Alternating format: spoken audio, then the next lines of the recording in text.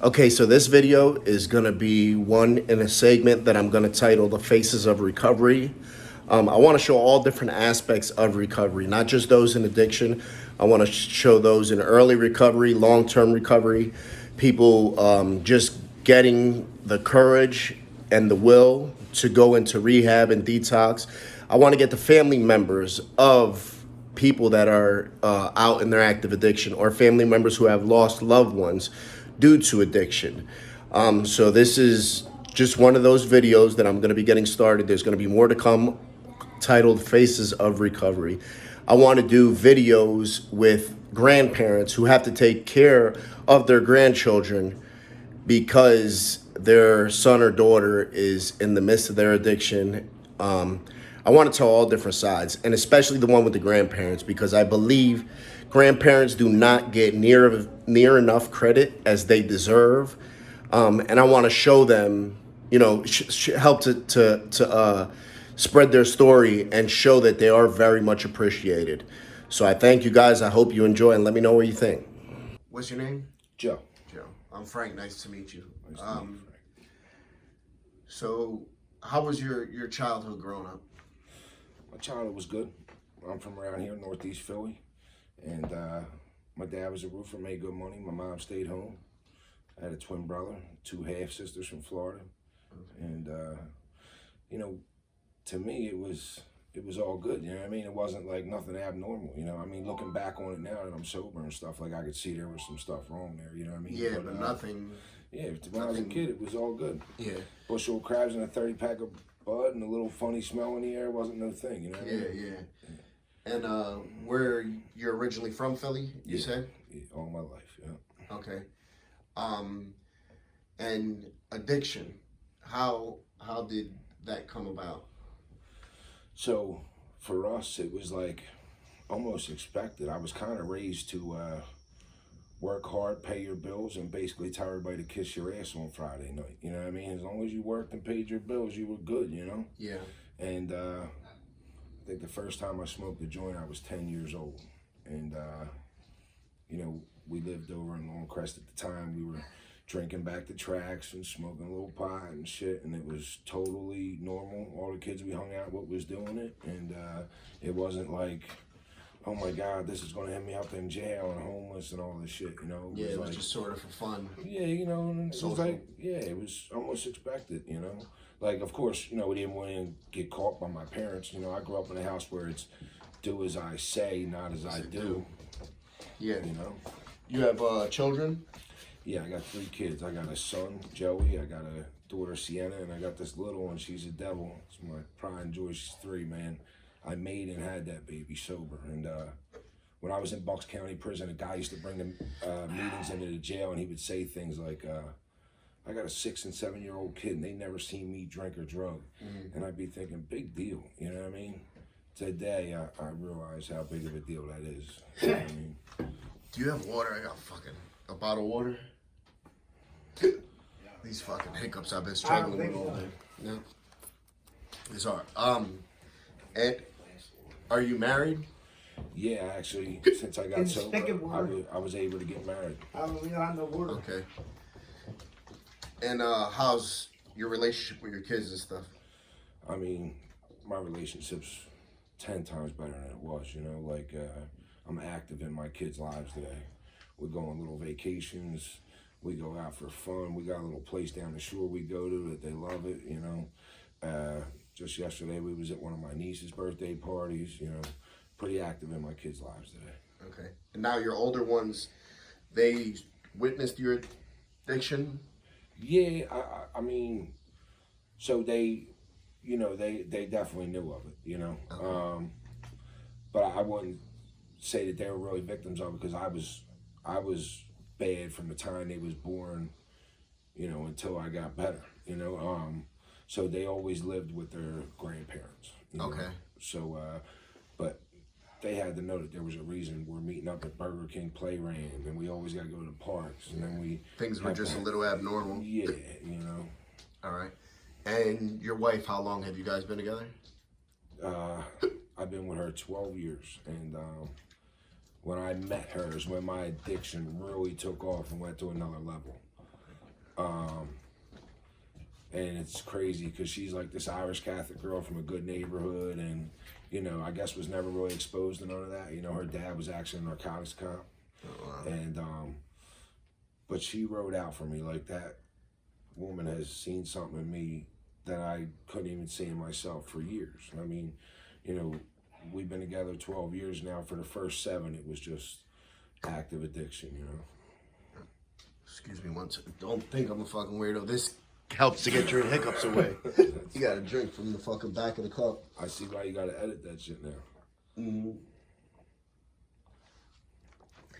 Takes your hiccups away. All right. So, how old were you when you first started using? So, I think the first time I smoked the joint, I was 10.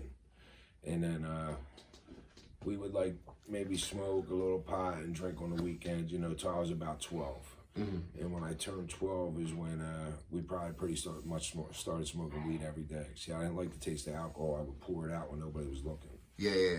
But I liked the behaviors. I liked the way I could act when people thought I was drunk. Gotcha. Like if I got in a fight and I lost, it was all good. I could tell you I was drunk. Yeah, you had an excuse. If I tried to talk to a girl and, you know what I mean, she wouldn't give me a play, I could tell her I was drunk. You know what I mean? Yeah. But then the pills came into play about 13, 14. What made you use the pills for the first time? Well, just like everybody else, I hung out with the older guys and they were doing it. And I was able to get that drunk feeling without tasting that nasty beer, you know? Yeah. What age did you notice it start to become a problem? So drinking and drugging was fun. Mm-hmm. And then it was fun with consequences, like from parents. Then it was fun with problems. So you want to say like at 16, 17, you know, I started getting in a little trouble, and at 17, I got in some real trouble, and I never been to jail or nothing like that. But at 18 years old, I ended up going away. I went to State Road, CFCF, and all that, and then I went upstate. And I was a little 18-year-old white kid from the Northeast, you know what I mean? And if you ask me, I thought I was the baddest dude in my neighborhood, but when I went upstate, I found out real fast that I wasn't, you know. What was the situation behind you going to jail? So we used to sell a little bit of pot, and you know, some dude ended up robbing me for a pound of weed, and I was already on probation, and when me and my twin brother seen the dude on the bus, we kind of beat him up, and between already being on probation and then that happening, I ended up upstate for it. How long did you spend in prison? 28 months, and that was a crazy, crazy deal there. 18 years old, my girl left me, my best friend told on me, you know what I mean? And I think that might have messed me up a little bit. Yeah. What prison were you at? I went to CFCF, then DC, and I was in the county maybe 6 months, and they sent me to Greatesford, Camp Hill, and then Monterey. Okay. How was that being in prison at 18 years old? To be honest with you, it was a little bit of a shell shock, you know what I mean? And I think that might have desensitized me a little bit. You know, when I was a kid, there was no like we wasn't going down the way and all that other shit. You know what I mean? Like we were, you know, drinking up the Northeast and stuff. Like when I went away though, and I'm in jail, these guys are talking about like, you know, shooting dope and smoking crack and shooting people and shit. You know, and like, but I didn't drink or drug the whole time I was in prison. You know, and I when I was in jail, all I thought about was all this hate. You know, I wanted to kill this dude who told on me, and more importantly, like, I wasn't going to let you see me messed up like that again, you know? Yeah. Here's the crazy part about that story is I'm sober 4 years now. Mm-hmm. And congratulations. And the dude who told on me, I seen him 6 months ago at the meeting. And now, yo, for almost 3 years, First time you seen him? First time I seen him. My best friend. I went on family vacations. I caught my brother banging his girl. And like I turned to my own brother for this dude. Yeah. I seen this guy 6 months ago in a meeting. Now, when I was in the street, I would rob, cheat, steal. I could do whatever and not even blink an eye. Mm-hmm. You know what I mean? But when I seen this dude at the meeting, like all I seen was my best friend. I didn't have one negative emotion. You know what I mean? Like that's what the program done for me. You know what I mean? It literally changed my heart and the way I look at shit and the way I feel about shit. You know what I mean? And, there was a time in my life where I would have killed this dude if I seen him, you know? on the table What was the reaction, in the kitchen. his reaction to you when he seen you? All right, just put his hand out. Yo, what's up, man? The crazy part is when I went away, he got put on house arrest, and now he's sober 14 years in NA. Wow. Crazy how God works. Huh? Yeah, the way that things come around, huh?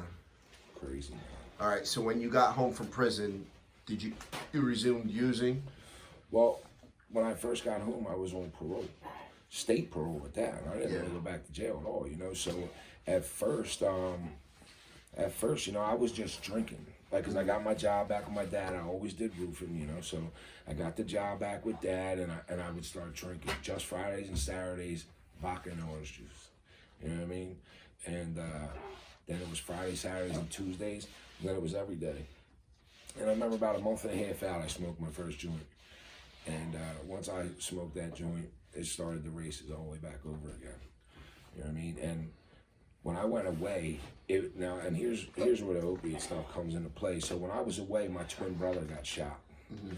And he got shot, drug deal going bad, F in the boulevard. And, you know, when he got shot, they started giving him pain pills because he still had a bullet in him, you know what I mean? So now when I went away, it was all Valiums and cocaine and the bar, you know? Yeah. When I came home, everybody was on perks, oxys, and fentanyl patches, you know? Mm-hmm. And my brother was leading the charge because he was getting anything he wanted from the doctor because of the bullet. And, you know, I got in a car accident myself, and I fell right in the suit with all that, you know what I mean? And, you know, when the opiates really hit, it was, you know, guys that grew up in a neighborhood together their whole life got dudes tied up in their mom's basement over $3,500, you know what I'm saying?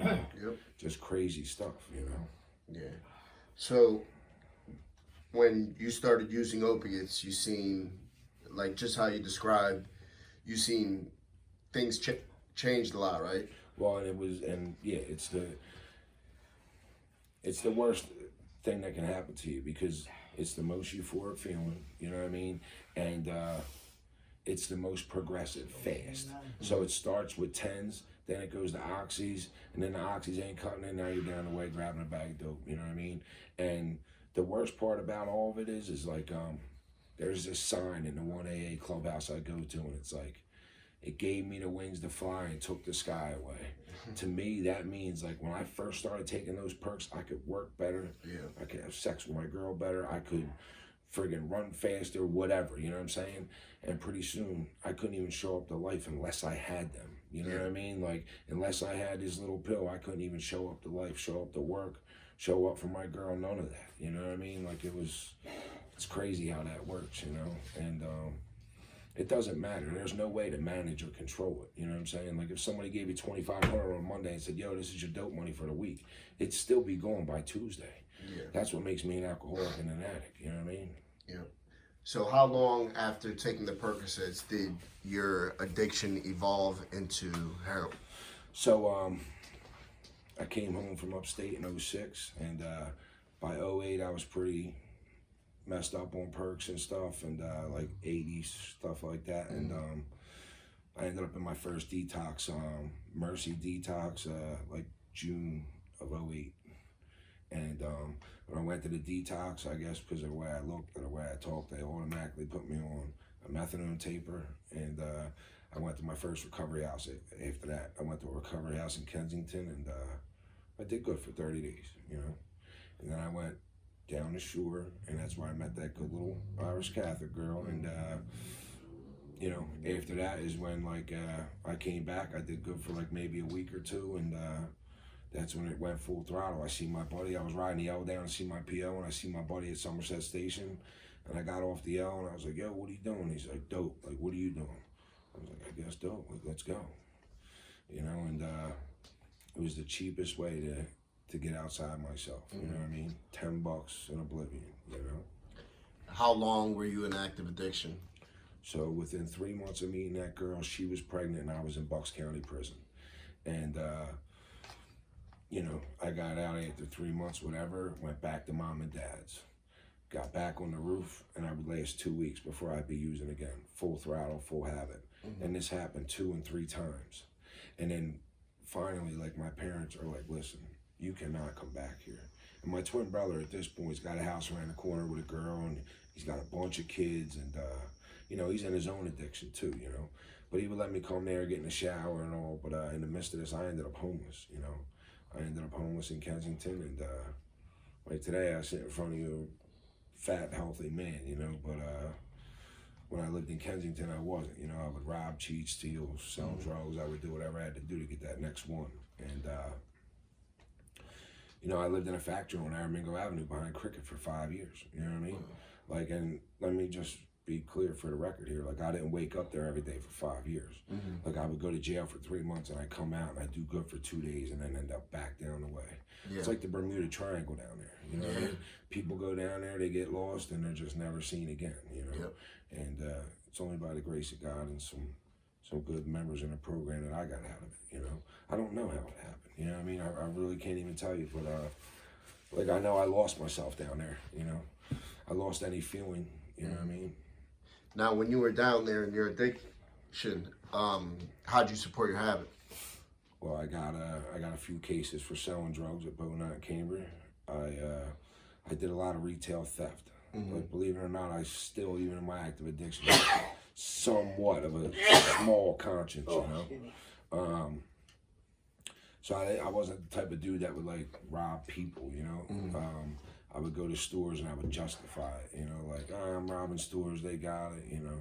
And that turned out to be my thing, you know what I mean? I would run in Rite Aids, take Bluetooth speakers, razors, whatever, and I would catch all kind of, you know, little petty retail thefts and shit like this, and I keep going to jail for it. But it's small stuff, so you go to jail for 3-6 months.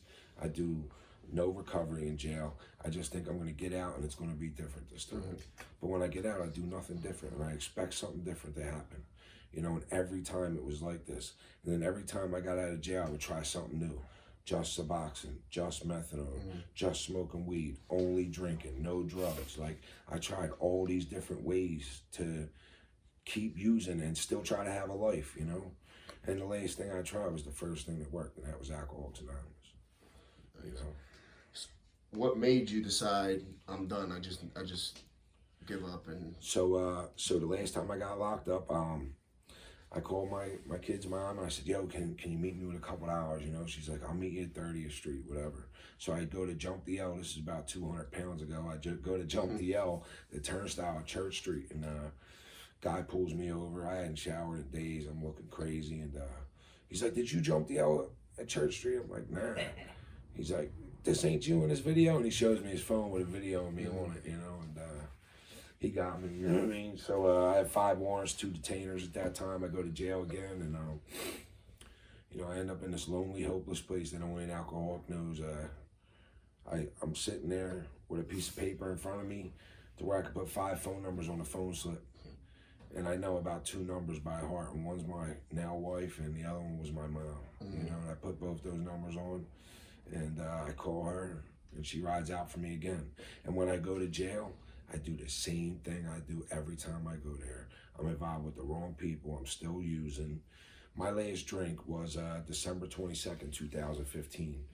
I had some guy who was dying of cancer in the infirmary ward. And he was so hungry, he was willing to cash in his pain meds for some food.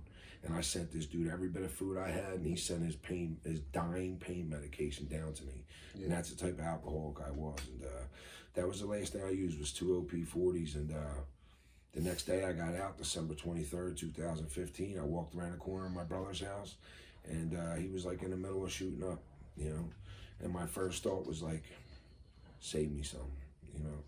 And then my second thought was like, man, if I do this right now, like, it's just going to set this whole ball back in motion, you know what I mean? Call it divine intervention, moment of clarity, whatever you want, dude. But I was like, yo, I'm going to a meeting. And my brother finished what he was doing, and he walked me around to the meeting, you know. Dope. How has your life changed since being in recovery? I'm the most blessed guy in AA. You know what I'm saying? I really am, man. So when I walked into that meeting, I ended up meeting my sponsor the first hour, and man, it was like a dude that's like me, talks like me, you know, I can relate to him a lot. And you know, I came in with literally nothing. I wasn't really allowed to see my kids. my now wife had to sneak to see me, kind of, you know. Everybody was done with me. Like, I was the lost cause, you know what I'm saying? Like, I was the long shot, you know. And I had gotten to this recovery house around the corner, you know what I mean? And there was this old guy there who told me the truth, you know, and he gave me a shot. And I got in there, and then I started catching days at work, and I'm making meetings, and I start doing commitments, and I'm reaching out to guys, and like I start praying and hitting my knees, like in disbelief at that, you know, like I'm praying in disbelief, like I don't know what God is, I don't know what He's gonna do for me. I know He never got me out of handcuffs, because that's the only other time I prayed before was when my hands was behind my back, you know what I mean? And you know, so things start going good. I get 90 days sober. My twin brother comes in, he gets sober, you know. Now I got my brother with me. 6 months after that, my cousin comes in, he gets sober. So now we're rolling, you know what I mean? There's three of us. We're slinging meetings. We're taking dudes to detox, don't even want to go. You know what I mean? Like, we're doing a deal. Yeah. And about 6 months sober, I come here to fix the roof on this place. Because a guy had a resentment towards, he did the roof work. And I just wanted to show him, you know what I mean? So I told him I'd fix it for nothing, you know, whatever. So I come over here to fix the roof, and the guy was telling me how this place was a recovery house for 20 years and it helped 1 million people, you know? And so I'm like 6 months sober. At this point, I'm out of the recovery house. I'm living in a sober house up the street. And, you know, the guy's like, I said, yo, well, I'll help you make this a recovery house again, you know? And he says, well, I'll call you on it, you know? And like a month later, dude calls me like 11 o'clock at night. Mind you, I'm in the sober house up the street. And dude calls me at 11 o'clock at night, and he makes this deal with me to like start renting the place and getting it fixed up. And like, you know, he's going to give me an option to buy it within 5 years, you know? So I hang up the phone. I tell my two roommates, can you imagine, like 7, 8 months sober? Like, I go running in, I tell my roommates, I'm like, yo, we're about to get this recovery house. And they're like, looking at me like, all right, you know. And this is a rough block here. You don't see the outside of it, but it's a little bit of a rough block. And the next day I bring them over, and I'm like, yo, this is it right here. And they're like this crack house here, like this is going to be the recovery house. I'm like, yeah, dog, like this is it. You know what I mean? And, you know, at this point I'm roofing for a really good guy. And, you know, so we would come here on the rain days, and we would fix the place up and paint it, you know. And then we got some beds in here, some TVs, and we called it Against All Odds, you know what I mean? We welcome the long shot, you know what I'm saying? Because I believe that the sun shines a little brighter on people, like when they come out of the darkness, you know what I mean? Like the last gaspers, they call it in the AA book, you know? The people who are like real down bottom, like real low people, you know what I mean? Like nobody bets on them people, but when they do good and they start winning, they win. Yeah. You know what I mean?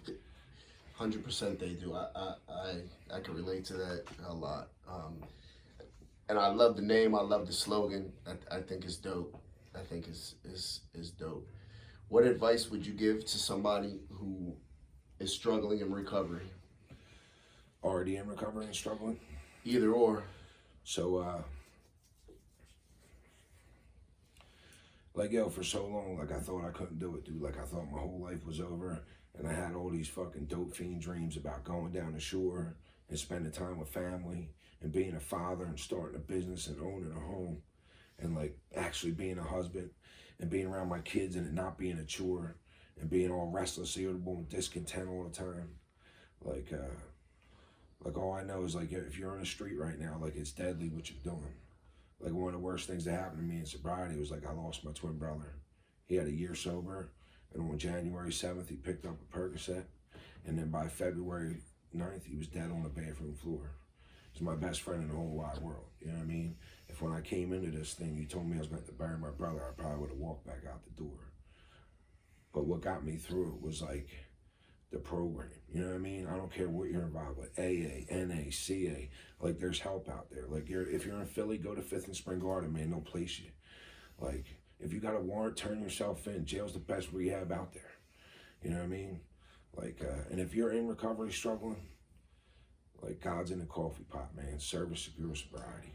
You know what I mean? Like there's only one prescription that was written in AA. And it wasn't methadone or Suboxone. It was trust God, clean house, help others. You know what I mean? If you want to fill that hole in the soul, that comes from helping other people. You know what I mean? Point blank, period. When I started helping others is when I truly got blessed. Today, I got a life that's beyond my wildest dreams, man. I couldn't even begin to tell you how good I got it. I thank you very much for sharing your story, brother. I'm sorry for your loss of your twin brother. I shared this with you off camera that I have twins, and I see how close that bond is, and it's like nothing I've ever seen before. So you know, I could imagine how difficult that was. I encourage you, brother. Like you're telling me, you know, you're sharing your story, and I'm finding inspiration in it. You know what I mean? And I thank you for that. I definitely thank you. You have a business, right? Yeah, we're in the midst of this. We started a small roofing company. You know what I mean? It's called Big Joe's Roofing, and you know, it took off. You know what I mean? Because the stuff that I learned, this stuff here on the wall, these steps and these traditions that I learned, I applied that to my business life. You know what I mean? Be kind to others. Treat them how you want to be treated. All the shit we learned in kindergarten. You know what I mean? I applied that to my business. And out of the midst of that, we become successful. And most importantly, we're able to bless those around us. You know what I mean? Like, I don't need much. I wear $10 sweatpants, $50 shoes. You know what I mean? I don't need much, you know? Yeah, that reminds me of myself. That's the same way I am. I wear fucking Walmart sweatpants half the time and a hoodie. I look like shit, but I'm able to do stuff for other people.